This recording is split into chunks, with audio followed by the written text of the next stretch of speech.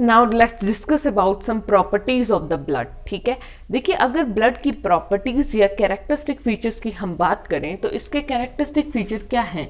It is never stationary. ये तो कोई भी फ्लूइड है वो कभी स्टेशनरी होता ही नहीं है। फ्लूइड का मतलब क्या है? जो फ्लो करता रहेगा कंटिन्यूसली। फ्लूइड अगर रुक गया तो वो कैसा फ्लूइड है? ठीक है, फ्लूइड देखिए ब्लड अगर एक जगह पे रुक जाएगा ना तो भी बहुत सारी प्रॉब्लम्स, स्टेसिस हो जाएगी, सो मेनी प्रॉब्लम्स हो सकती हैं। ठीक है, so it is never stationary. ठीक है, next is it is bright red in colour. ठीक है, बट देखिए हम देखते हैं कि खून लाल होता है, लेकिन अब डिपेंड करता है कि खून निकाला कहाँ से है। ठीक है, कई बार हम देखते हैं कलर कई बार बहुत ही ज्यादा डार्क रेड होता है और कई बार ब्राइट रेड, चमकता हुआ लाल और डार्क रेड होने में फर्क होता है। ठीक है, अब देखिए जो अगर ब्राइट रेड ब्लड है तो इसका मतलब वो आर्टरी से निकाला हुआ है, मींस आर्टरी को पंक्चर करके ब्लड निकाला गया है या आर्टरी से ब्लड निकला, that is bright red. Dark red होता है जो वेन का ब्लड है, जब हम इंजेक्ट करके निकालते हैं ना, है ना, ब्लड को सक आउट करेंगे, सो उस तरह से डार्क रेड आपको वेन में मिलेगा। वेन जैसे हम यूजुअली डायग्रामेटिकली ड्रॉ करते हैं ब्लू कलर की, तो उसका मतलब ये नहीं है कि वेन्स के अंदर ब्लू कलर का ब्लड है, इट्स नथिंग लाइक दैट। हमारी बॉडी में भी वेन्स आपको कुछ ग्रीनिश या ब्लूइश कलर की दिखती हैं, तो उसका मतलब ये नहीं कि उनके अंदर ब्लू कलर का ब्लड है। इट ओनली मीन्स कि बहुत ज्यादा डार्क रेड कलर का ब्लड है वहां पर। ठीक है, next point is its volume. तो जो पूरे बॉडी का वॉल्यूम है ब्लड का वो कितना होता है? 5 से 6 लीटर ब्लड होता है एक व्यक्ति में। ठीक है, नेक्स्ट इज टेस्ट। टेस्ट कैसे? यूजुअली सॉल्टिश। कई बार इंजरी हो जाती है, चोट लग जाती है, तो कई बार हम क्या करते हैं फटाफट, जैसे फिंगर में मुझे चोट लगी तो फटाफट हम मुंह में डाल लेते हैं फिंगर। सो उसका टेस्ट का कैसे फील होता है? सॉल्टिश सा। ओके, सॉल्टिश। इश का मतलब है हल्का सॉल्ट, ऐसे नहीं कि पूरा नमकीन आपको ब्लड लगे, it's nothing like that, but just थोड़ा बहुत नमकीन टेस्ट होता है। पीएच की अगर बात करें सो pH is slightly alkaline. Slightly alkaline means हल्का सा एल्कलाइन पीएच। यूजुअली 3 तरह के पीएच होते हैं, या आप कह लीजिए 4 तरह के पीएच होते हैं। कौन कौन से? वैसे तो एसिड, न्यूट्रल और बेस, है ना। एसिड, न्यूट्रल, बेस 3 मानते हैं। ठीक है, अगर एसिड होगा तो that means less than 7, base means more than 7, neutral means equal to 7। और एक होता है एल्कलाइन। एल्कलाइन का मतलब होता है कि हल्का सा न्यूट्रल से ज्यादा, हल्का सा न्यूट्रल से ज्यादा मीन्स आप बोल सकते हैं 7 से लेके 7.5 तक हम एल्कलाइन मान लेते हैं। ठीक है, 7 to 7.5 हम मान लेते हैं कि एल्कलाइन की कैटेगरी में है। ठीक है, पीएच की कैटेगरी में। सो जो हमारा ब्लड है वो कैसे? स्लाइटली एल्कलाइन होता है। 7.3 से लेके 7.45 इसका पीएच है। ओके, अगर फंक्शंस ऑफ ब्लड की बात करें तो देखिए क्या फंक्शंस होते हैं इसके। ब्लड के 2 बहुत ही इंपॉर्टेंट फंक्शंस हैं। ठीक है, first function is transport and second function is protection. 2 बहुत ही important function, transport and protection. अब कैसे? ठीक है, थोड़ा सा ब्रीफ में जानते हैं। ठीक है, सो फर्स्ट इज कि ट्रांसपोर्ट। अब ये जो मैंने पॉइंट्स लिखे हैं ये शो कर रहे हैं कि ब्लड किन चीजों का ट्रांसपोर्ट करता है हमारी बॉडी में। ठीक है, so first is digested food का ट्रांसपोर्ट। कहां से कहां को? देखिए क्या होता है ना, हमने खाना खाया, अब वो खाना कहाँ जाएगा? सेल्स में, टिश्यूज में भी तो जाना है। ठीक है, सो जो ट्रांसपोर्ट है, ठीक है, ब्लड कैसे ट्रांसपोर्ट कर रहा है? एक तो सबसे पहली बात कि जो खाना हम खा रहे हैं उसको एलिमेंट्री कैनाल से टिश्यूज तक लेकर जा रहा है। ठीक है, एलिमेंट्री कैनाल क्या होता है? माउथ टू एनस वाली जो कैनाल है। ठीक है, वहां से ये फूड को लेके जाता है टिश्यूज में। कौन? ब्लड। ठीक है, सो डाइजेस्टेड फूड, है ना, जब फूड डाइजेस्ट हो जाएगा उसको टिश्यूज तक लेके जाना है। ठीक है, सेकेंड फंक्शन इज ऑक्सीजन का ट्रांसपोर्ट करता है बॉडी में, है ना। ब्लड में ही ऑक्सीजन बाइंड करके जाती है। ठीक है, जिन लोगों में हमने सुना होगा, जैसे थोड़ा सा कई बार क्या होता है, जिन लोगों में खून कम होता है, ठीक है, ब्लड की कमी होती है, उनमें एक डिजीज मिलती है, दैट इज एनीमिया।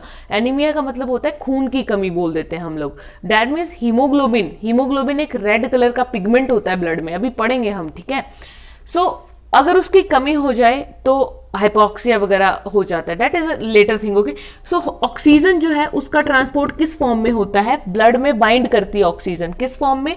HbO2। ठीक है, HbO2 का मतलब होता है ऑक्सी हीमोग्लोबिन की फॉर्म में।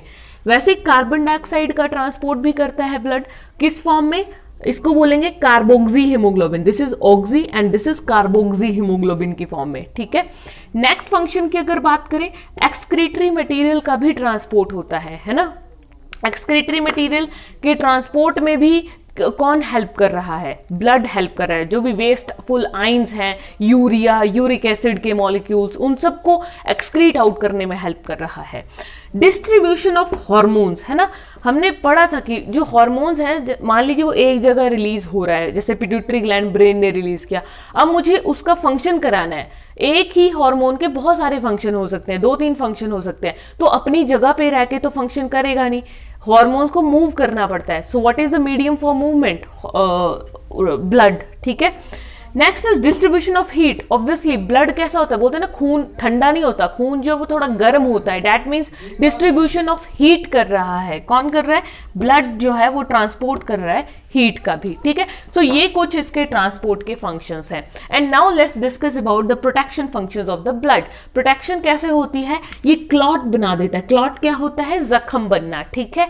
जब भी हमें चोट लगती है तो थोड़ी देर के बाद क्या होता है, जैसे कट लगा, फ्रेश होता है तो ब्लीड करेगा, थोड़ी देर के बाद क्या होता है, वहां पे आपने देखा होगा हार्ड स्ट्रक्चर बन जाता है, एक रेड मैरून सा, जख्म बोलते हैं जिसको, हम बोलते हैं कि जख्म बन गया, है ना, पपड़ी सी निकलती है, that is known as clot formation. अगर वो क्लॉट नहीं बनेगा तो लगातार खून निकलता ही रहेगा और ब्लड लॉस हो जाएगा बॉडी से, और अगर बहुत ज्यादा ब्लड लॉस हो जाएगा तो पेशेंट शॉक में चला जाएगा एंड अल्टीमेटली डेथ हो जाएगी, ठीक है।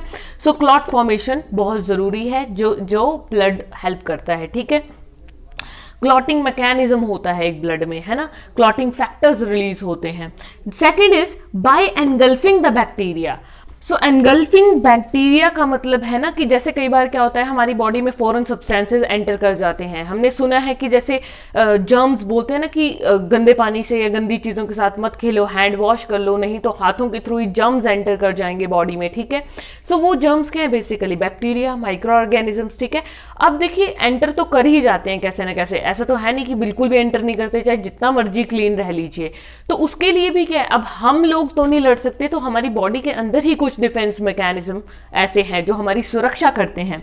तो उसी के लिए बॉडी में ब्लड में प्रेजेंट होते हैं white blood cells, type of blood cells है ये, ठीक है। WBCs प्रेजेंट होते हैं जो इस तरह के फॉरेन बैक्टीरिया को एनगल्फ, जकड़ के खा जाते हैं, खत्म कर देते हैं, ठीक है। Third function of protection is it produce antitoxins and antibody. जैसे कोरोना टाइम चल रहा है, हमने सुना भी है कि कोरोना वायरस का जब अटैक होता है, एक बार अटैक हो जाएगा या वैक्सीन लग जाएगी बोलते हैं ना, तो एंटीबॉडी बन जाती है, मींस हम फाइट कर सकते हैं अगर वायरस एंटर भी कर जाए तो वैक्सीन से।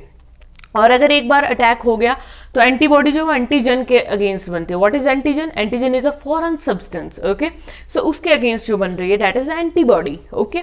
सो जो भी फॉरेन चीज के अगेंस्ट उसको टैकल करने के लिए, फाइट करने के लिए बन रही है, दैट इज एंटीबॉडी। एंटीटॉक्सिन्स क्या होते हैं? सिमिलरली कोई टॉक्सिन या कोई भी पॉइजनस सब्सटेंस अगर बॉडी में है तो उसको भी हील अप करने के लिए ब्लड हेल्प करता है, उसको रिमूव कर देता है ब्लड, ठीक है। प्रोटेक्शन का फंक्शन करता है, उसमें ऐसी चीजें प्रेजेंट हैं जो उन टॉक्सिन्स को नष्ट कर देती हैं, ठीक है। सो इस तरह से ब्लड ट्रांसपोर्ट और प्रोटेक्शन के 2 इंपॉर्टेंट फंक्शंस प्ले करता है, ओके। Thank you.